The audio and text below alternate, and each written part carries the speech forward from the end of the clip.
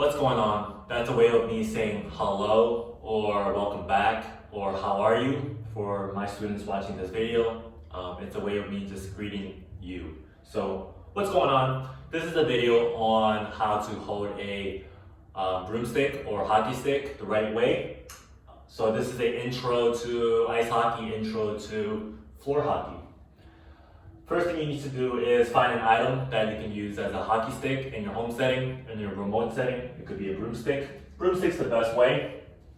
I'm going to use this broomstick right here. There's going to be several things you need to know when you are holding a broomstick. How do you hold it the right way? First thing you need to do is you need to figure out which hand is your dominant hand.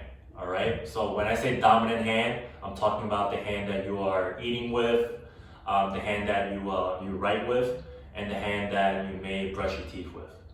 All right. So in this case, my dominant hand is my right hand.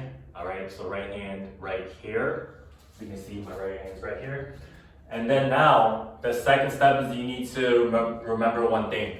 When you hold the broomstick, imagine you are shaking somebody's hand. All right. So imagine you're shaking somebody's hand.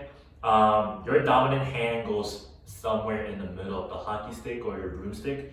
So I'm holding it like this. Shake somebody's hand. Imagine you're shaking somebody's hand.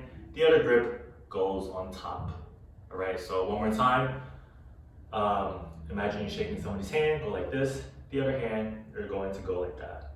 All right. Now the last step is when you're holding a hockey or a broomstick, you do not ever want to hold the stick like this, right? So my brush is facing like, I would say like that. You want to face your brush the other way, like this, all right?